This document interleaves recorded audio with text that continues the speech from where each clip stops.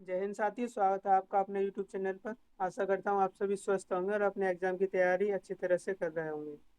हम 100 क्वेश्चनों की सीरीज़ की आज दूसरी क्लास लेकर आए हैं। पहली क्लास में हमने आपके सामने 1 से लेकर 50 तक क्वेश्चन कवर किए थे और इस क्लास में हम 51 से 100 क्वेश्चनों को कवर करने जा रहे हैं। तो इस तरह से दोस्तों आपके 100 क्वेश्चन कवर हो जाएंगे।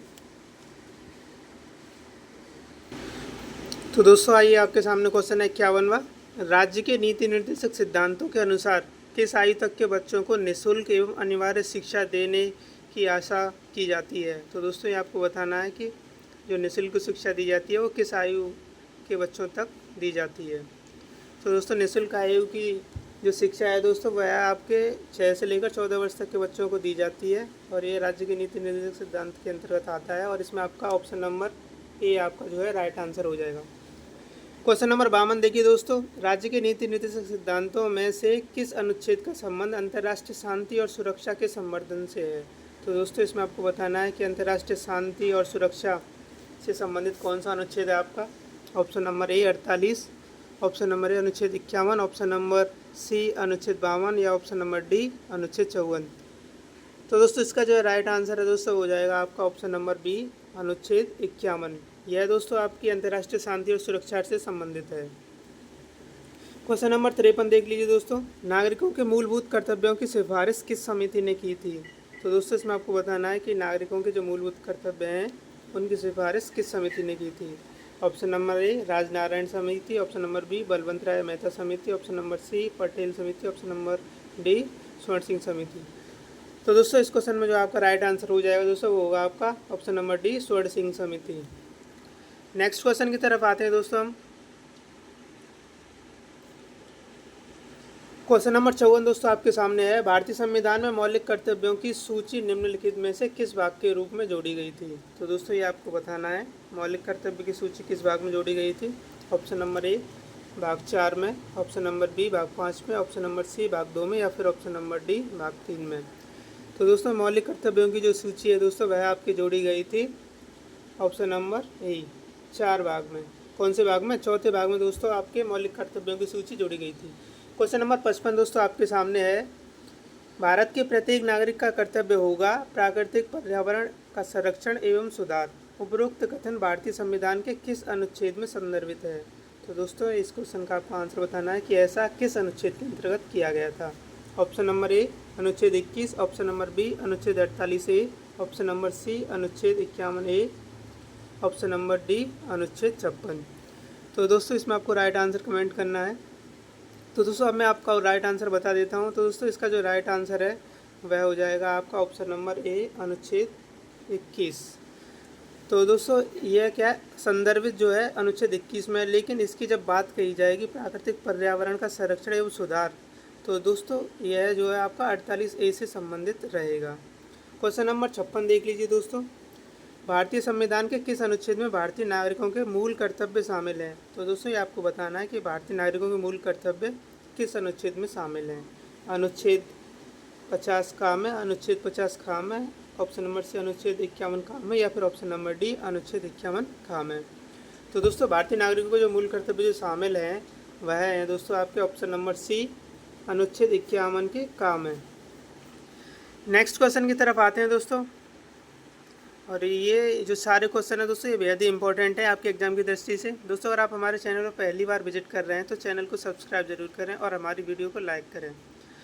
तो दोस्तों आपके सामने क्वेश्चन नंबर 57 आ चुका है, संसद के 2 क्रमिक अधिवेशनों के बीच अधिकतम कितने समय अंतराल की अनुमति होती है। तो दोस्तों संसद के 2 अधिवेशनों के जो बीच का समय होता है उनमें कितना समय अधिकतम होना चाहिए ये आपसे पूछा गया है। ऑप्शन नंबर ए 4 माह, ऑप्शन नंबर बी 6 माह, ऑप्शन नंबर सी 8 माह या फिर ऑप्शन नंबर डी 9 माह।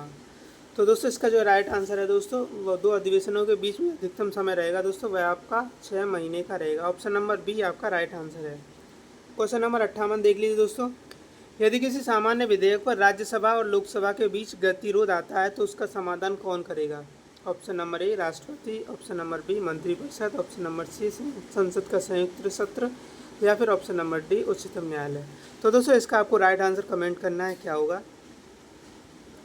तो दोस्तों मैं आपको इसका राइट आंसर बता देता हूँ कि राज्यसभा लोकसभा के अगर बीच गतिरोध आता है तो उसका समाधान आपका संसद का संयुक्त सत्र करेगा।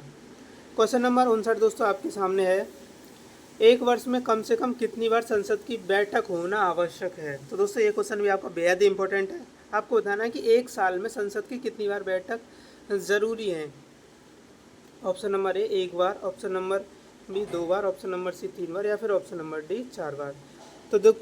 तो दोस्तों देखिए, आप जो संसद की बैठक है एक वर्ष में कम से कम 2 बार होना अनिवार्य है। कितनी बार दोस्तों? 2 बार। तो इसमें आपका option number B right answer हो जाएगा। क्वेश्चन नंबर 60 देख लीजिए दोस्तों, राष्ट्रपति पद्धति में समस्त कार्यपाल की शक्ति किस में नियुक्त होती है। तो दोस्तों जो राष्ट्रपति पद्धति होती है उसमें जो समस्त कार्यपालिका की शक्ति किस में निहित होती है। ऑप्शन नंबर ए राष्ट्रपति में, ऑप्शन नंबर बी कैबिनेट में, ऑप्शन नंबर सी व्यवस्थापिका में या फिर ऑप्शन नंबर डी उच्च सदन में। तो दोस्तों इसका जो राइट आंसर है दोस्तों हो जाएगा आपका ऑप्शन नंबर ए राष्ट्रपति में। नेक्स्ट क्वेश्चन की तरफ चलते हैं दोस्तों। क्वेश्चन नंबर 61 दोस्तों आपके सामने है, राष्ट्रपति पद के चुनाव संबंधी विवाद को किसे निर्देशित किया जाता है। तो दोस्तों राष्ट्रपति का जो चुनाव है उससे संबंधित जो विवाद हो उसे कौन करेगा सॉल्व दोस्तों, ये आपको बताना है। ऑप्शन नंबर ए संसदीय समिति, ऑप्शन नंबर बी लोकसभा अध्यक्ष, ऑप्शन नंबर सी निर्वाचन आयोग या फिर ऑप्शन नंबर डी उच्चतम न्यायालय। तो दोस्तों चुनाव संबंधी जो विवाद है उनका निपटारा जो करेगा दोस्तों वह आपका उच्चतम न्यायालय करेगा। ऑप्शन नंबर डी इसमें आपका राइट आंसर हो जाएगा। नेक्स्ट क्वेश्चन दोस्तों आपके सामने है,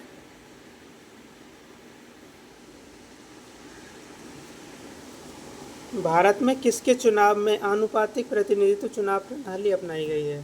तो दोस्तों ये आपको बताना, और ये बेहद ही इंपॉर्टेंट क्वेश्चन है दोस्तों, भारत में किस चुनाव में आनुपातिक प्रतिनिधित्व प्रणाली चुनी गई है दोस्तों। ऑप्शन नंबर ए राज्यसभा सदस्यों के लिए, ऑप्शन नंबर बी विधानसभा सदस्यों के लिए, ऑप्शन नंबर विधान परिषद सदस्यों के लिए, ऑप्शन नंबर सी उपराष्ट्रपति की या फिर ऑप्शन नंबर डी राष्ट्रपति के लिए। तो दोस्तों आनुपातिक प्रणाली जो है आपकी वह आपकी चुनी गई थी राष्ट्रपति के लिए। क्वेश्चन नंबर 63 देख लीजिए दोस्तों, राष्ट्रपति को निम्नलिखित में से कौन पद और गोपनीयता की शपथ दिलाता है। तो दोस्तों इसमें आपको राइट आंसर बताना है कि राष्ट्रपति को शपथ कौन दिलाता है। ऑप्शन नंबर ए भारत का न्यायाधीश, ऑप्शन नंबर बी प्रधानमंत्री, option number C attorney general या फिर ऑप्शन नंबर डी अधिवक्ता। तो दोस्तों राष्ट्रपति को जो शपथ है और गोपनीयता की पद जो शपथ जो दिलाता है दोस्तों वह आपका भारत का न्यायाधीश होता है। ऑप्शन नंबर ए दोस्तों इसमें आपका राइट आंसर है। क्वेश्चन नंबर 64 देख लीजिए दोस्तों आप, जब राष्ट्रपति मृत्यु, त्यागपत्र, पदच्युत या अन्य कारणों से अपने कर्तव्य को नहीं निभा सकता तो उपराष्ट्रपति कितने समय तक राष्ट्रपति के रूप में कार्य कर सकता है। तो दोस्तों इनमें से किसी भी कारण से अगर राष्ट्रपति अपने कर्तव्य को नहीं निभा सकता तो उपराष्ट्रपति को कितने समय तक बने रह सकते हैं दोस्तों राष्ट्रपति के रूप में। इसका आपको राइट आंसर बताना है, 5 वर्ष, 1.5 वर्ष, 1 वर्ष या फिर 6 माह। तो दोस्तों इसका जो राइट आंसर है दोस्तों वह हो जाएगा आपका ऑप्शन नंबर सी 1 वर्ष। दोस्तों ऐसी स्थिति में उपराष्ट्रपति आपका 1 वर्ष तक पद पर बने रह सकता है। नेक्स्ट क्वेश्चन की तरफ चलते हैं दोस्तों।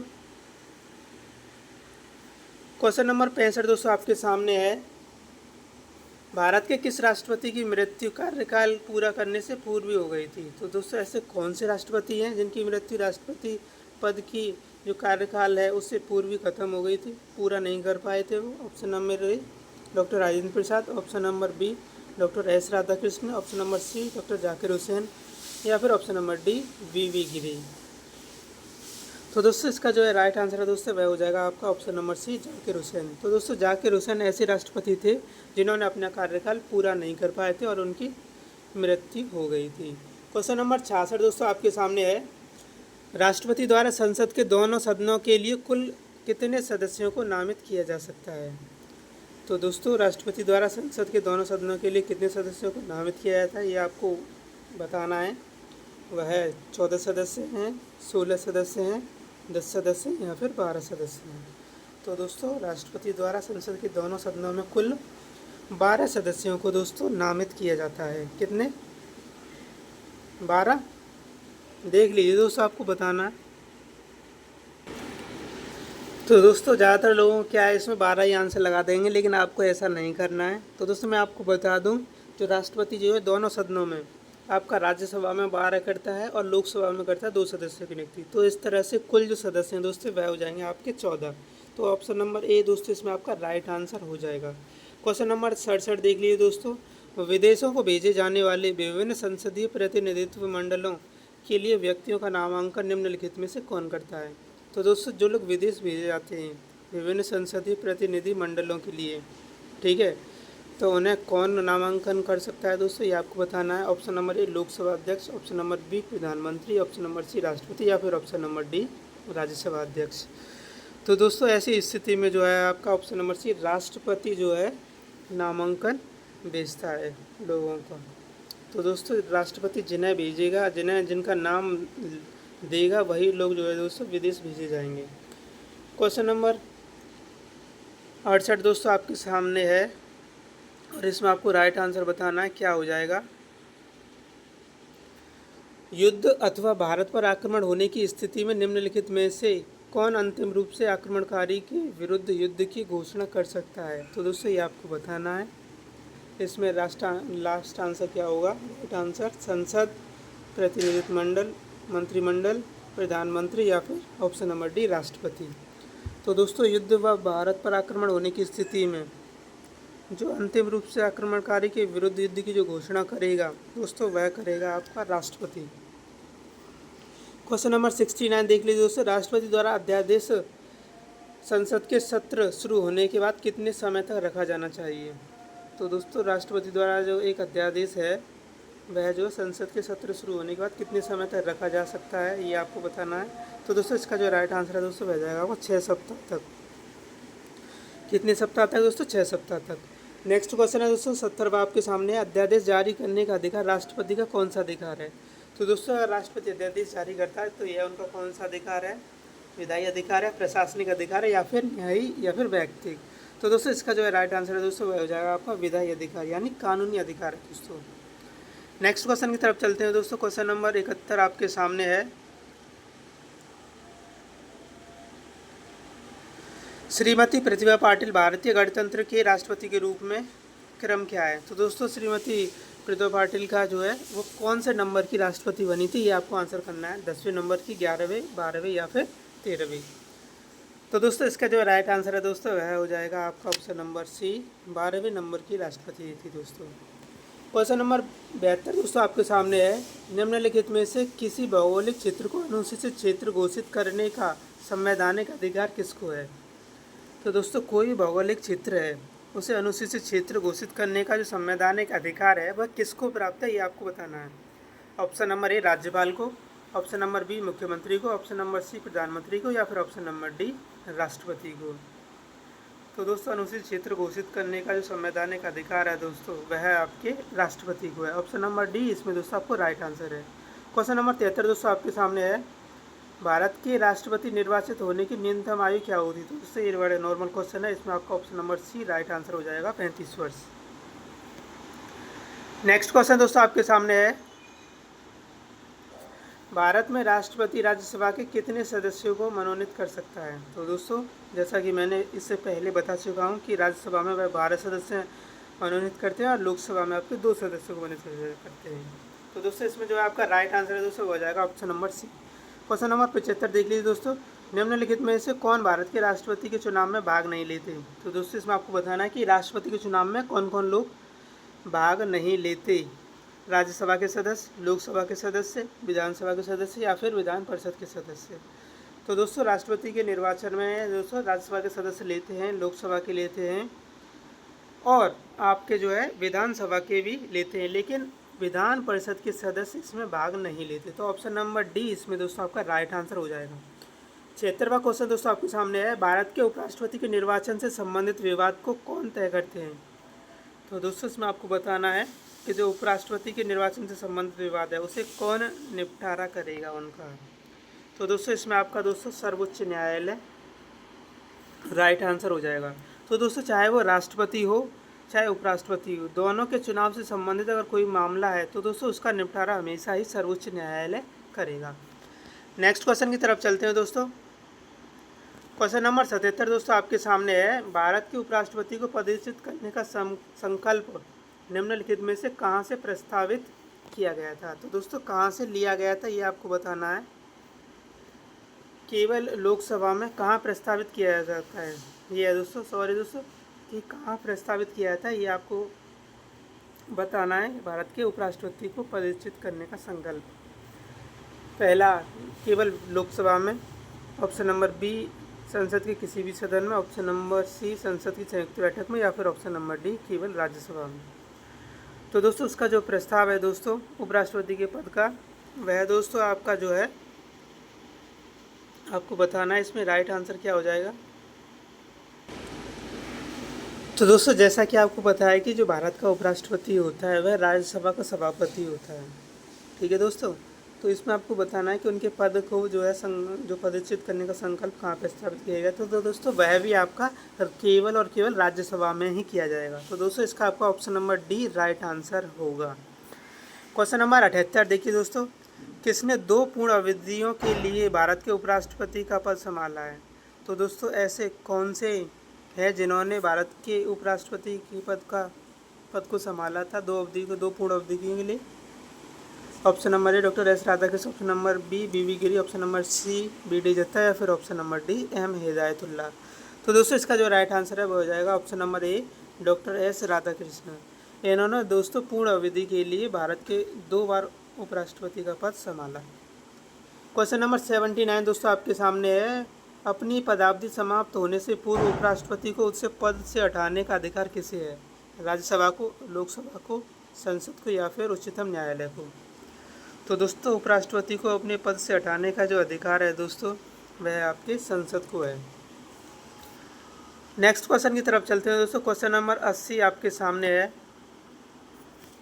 राज्यसभा के लिए राष्ट्रपति द्वारा कितने सदस्य मनोनीत किए जाते हैं। तो दोस्तों राज्यसभा के लिए जो सदस्य मनोनीत किए जाएंगे दोस्तों वह हैं आपके 12 सदस्य। ऑप्शन नंबर बी आपका राइट आंसर है।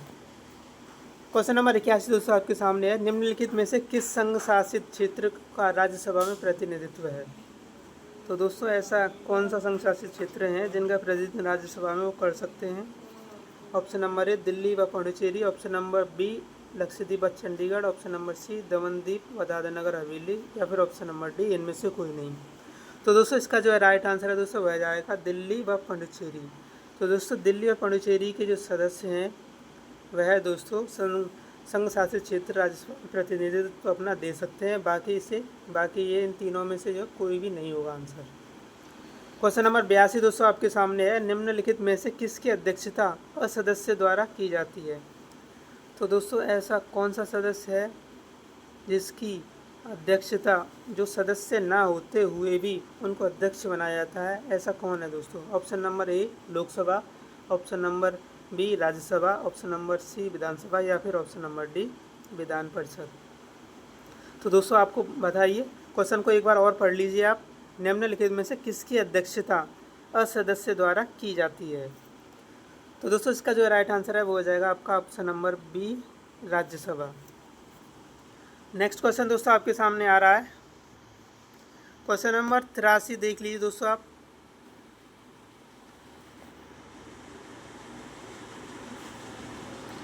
लोकसभा द्वारा पारित धन विधेयक राज्यसभा द्वारा भी पारित मान लिया जाता है यदि उच्च सदन किसी समय सीमा में कार्य संपादन ना करे। तो दोस्तों कितने दिनों तक अगर उच्च सदन आपका जो है धन विधेयक पर अगर कोई प्रतिक्रिया नहीं देता है तो वह पारित समझ लिया जाएगा, वो कितने दिन है। तो दोस्तों इसमें जो आपका राइट आंसर आपको बताना है 10 दिन, 14 दिन, 30 दिन या फिर 40 दिन। तो दोस्तों इसका जो है राइट आंसर है वह आपका 14 दिन है। दोस्तों अगर 14 दिन तक अगर राज्यसभा उस पर अपना कोई भी प्रतिक्रिया नहीं देती है तो जो है वह पारित समझ लिया जाएगा धन विधेयक लोकसभा द्वारा। तो ऑप्शन नंबर बी इसमें दोस्तों आपका राइट आंसर हो जाएगा। क्वेश्चन नंबर 84 दोस्तों आपके सामने है, धन विधेयक पारित करने के लिए राज्यसभा को कितना समय दिया जाता है। तो दोस्तों जैसा कि हम ऊपर वाले क्वेश्चन में देख चुके हैं कि राज्यसभा को जो समय दिया जाता है दोस्तों वह 14 दिन का दिया जाता है। ऑप्शन नंबर दोस्तों ए इसमें आपका राइट आंसर है। क्वेश्चन नंबर 85 देख लीजिए दोस्तों, लोकसभा द्वारा विचारार्थ भेजे गए वित्त विधेयक को राज्यसभा अधिकतम कितने समय तक रोके रख सकती है। 1 माह, 1 वर्ष, 7 दिन या 14 दिन। तो दोस्तों ये क्वेश्चन वेरी इंपॉर्टेंट है। देखो किस तरह से 3 बार ये क्वेश्चन पूछा जा चुका है और ये सेम क्वेश्चन है दोस्तों। तो दोस्तों इस क्वेश्चन में आपको गलती नहीं करनी है और इसका आपको राइट आंसर बताना है। तो दोस्तों इसका जो राइट आंसर है 14 दिन। तो दोस्तों देख लीजिए आप इन तीनों क्वेश्चनों की बनावट किस प्रकार से है और आंसर इन तीनों का एक ही है दोस्तों, 14 दिन। नेक्स्ट क्वेश्चन की तरफ चलते हैं दोस्तों। क्वेश्चन नंबर 86 दोस्तों आपके सामने है। निम्नलिखित में से कौन सदन का सदस्य हुए बिना इसके अध्यक्ष के रूप में कार्य कर सकता है? तो दोस्तों ऐसा कौन है जो सदन का सदस्य होते हुए सदन का सदस्य हुए बिना इसके अध्यक्ष के रूप में कार्य करता है? तो दोस्तों इसका जो है राइट आंसर है दोस्तों वह आपका हो जाएगा ऑप्शन नंबर बी, भारत का उपराष्ट्रपति। नेक्स्ट क्वेश्चन दोस्तों 87वां क्वेश्चन आपके सामने है। राष्ट्रपति आंग्ल भारतीय समुदाय के कितने प्रतिनिधियों को लोकसभा में मनोनीत करता है? तो दोस्तों इसमें आपको राइट आंसर बताना है। वह 2 सदस्यों को करता है, 4 सदस्यों को करता है, 6 सदस्यों को या फिर 12 सदस्यों को।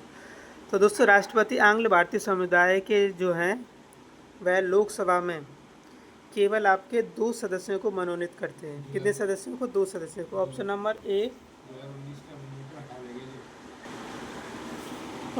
ए दोस्तों इसमें आपका राइट आंसर है। लेकिन दोस्तों 2019 में इन्हें ख़त्म कर दिया गया है। राष्ट्रपति आंग्ल भारतीय समुदाय के सदस्यों को उन्होंने लोकसभा में मनोनीत करने से हटा दिया है। ऑप्शन नंबर ए जो है इसमें वैसे राइट आंसर है, लेकिन 2019 में ये प्रावधान जो है समाप्त कर दिया है। क्वेश्चन नंबर 88 दोस्तों आपके सामने है। लोकसभा के निर्वाचन क्षेत्रों का सीमा निर्धारण पहली बार किस सन में किया गया था? तो दोस्तों लोकसभा के निर्वाचन क्षेत्रों का सीमा निर्धारण पहली बार किस सन में किया गया था ये आपको बताना है। Option number A 1970, option number B 1972, option number C 1976 या फिर ऑप्शन नंबर डी 1977। तो दोस्तों लोकसभा के निर्वाचन क्षेत्र का सीमा निर्धारण पहली बार जो किया गया था दोस्तों वह किया गया था आपका ऑप्शन नंबर बी 1972 में। नेक्स्ट क्वेश्चन की तरफ चलते हैं दोस्तों। क्वेश्चन नंबर 89 आपके सामने है। कौन सा संवैधानिक संशोधन राज्यों से चुने जाने वाले लोकसभा के सदस्यों की संख्या बढ़ाने से संबंधित है? तो दोस्तों ऐसा कौन सा संविधान संशोधन है जिसमें लोकसभा के सदस्यों की संख्या बढ़ाई गई थी? ऑप्शन नंबर ए 6वां व 22वां, ऑप्शन नंबर बी 13वां या 38वां, ऑप्शन नंबर सी 7वां 31वां या फिर ऑप्शन नंबर डी 11वां या 42वां। तो दोस्तों इसमें जो आपका राइट आंसर है वह हो जाएगा आपका ऑप्शन नंबर सी 7वां और 31वां। इसमें दोस्तों संवैधानिक संशोधन द्वारा राज्यों से जो चुने गए थे लोकसभा के सदस्य उनकी संख्या को बढ़ाया गया था। क्वेश्चन नंबर 290 देख लीजिए दोस्तों आप। किस राज्य का लोकसभा एवं राज्यसभा में प्रतिनिधित्व सबसे अधिक है? तो दोस्तों ऐसा कौन सा राज्य है जिसमें लोकसभा और राज्यसभा का प्रतिनिधित्व सबसे अधिक है? Option number A Uttar Pradesh, option number B Madhya Pradesh, option number C Maharashtra, फिर option number D Andhra Pradesh. तो दोस्तों सबसे ज़्यादा जो है भाग जो लेता है दोस्तों वह लेता है आपका उत्तर प्रदेश। कौन लेता है दोस्तों? उत्तर प्रदेश। तो दोस्तों आपको कमेंट में बताना है कि लोकसभा में उत्तर प्रदेश की कितनी सीटें हैं और राज्यसभा में कितनी। तो दोस्तों इस क्वेश्चन में आपका ऑप्शन नंबर ए राइट आंसर हो जाएगा। क्वेश्चन नंबर 91 देख लीजिए दोस्तों। वर्तमान में किस राज्य का लोकसभा में अधिकतम संख्या के सदस्यों के हिसाब से स्थान दूसरा है? तो दोस्तों आपको बताना है कि दूसरे नंबर पर कौन है जो लोकसभा में सबसे अधिक सीटें रखता है। ऐसा कौन सा राज्य है? Option number A Bihar, option number B Maharashtra, option number C Madhya Pradesh या फिर option number D Andhra Pradesh. तो दोस्तों पहले नंबर पर आपका उत्तर प्रदेश है, तो आपको दूसरे नंबर पर बताना है कौन सा राज्य है। तो दोस्तों इसमें जो आपका राइट आंसर है दोस्तों हो जाएगा महाराष्ट्र। महाराष्ट्र दोस्तों दूसरे नंबर पर है। नेक्स्ट क्वेश्चन की तरफ चलते हैं दोस्तों। क्वेश्चन नंबर 92वां दोस्तों आपके सामने है। जहाँ तक लोकसभा में प्रतिनिधित्व का प्रश्न है, कौन से राज्य दूसरे और तीसरे दर्जे पर हैं? तो दोस्तों दूसरे नंबर पर मैंने अभी आपको बताया कि महाराष्ट्र है, तो दोस्तों आपको तीसरे नंबर पर बताना है ऐसे कौन से राज्य है। तो दोस्तों यहाँ पर ऑप्शन महाराष्ट्र आंध्र प्रदेश है, मध्य प्रदेश तमिलनाडु है, मध्य प्रदेश महाराष्ट्र है या फिर बिहार तथा महाराष्ट्र है। तो दोस्तों दूसरे और तीसरे नंबर पे जो राज्य आते हैं वह हैं आपके मध्य प्रदेश और महाराष्ट्र। दोस्तों दूसरे नंबर पे आते हैं आपके महाराष्ट्र, तीसरे नंबर पे आते हैं आपके मध्य प्रदेश। ऑप्शन नंबर सी इसमें आपका राइट आंसर है। क्वेश्चन नंबर 93वां देख लीजिए दोस्तों। निम्नलिखित में से कौन सा राज्य लोकसभा में अनुसूचित जातियों का सर्वाधिक प्रतिनिधित्व निर्वाचित करते हैं? तो दोस्तों अनुसूचित जातियों के सर्वाधिक प्रतिनिधित्व किस राज्य में ही आपको बताना है। आंध्र प्रदेश में, बिहार में, मध्य प्रदेश में या फिर महाराष्ट्र में। तो दोस्तों इसका जो राइट आंसर है वह हो जाएगा आपका ऑप्शन नंबर सी मध्य प्रदेश। तो दोस्तों अनुसूचित जनजाति के सर्वाधिक प्रतिनिधि हैं जो दोस्तों वह मध्य प्रदेश में है। ऑप्शन नंबर सी इसमें आपका राइट आंसर है। क्वेश्चन नंबर 94वां देख लीजिए दोस्तों आप। निम्नलिखित में से कौन सा एक लोकसभा का सर्वाधिक बड़ा क्षेत्रफल निर्वाचन क्षेत्रफल है।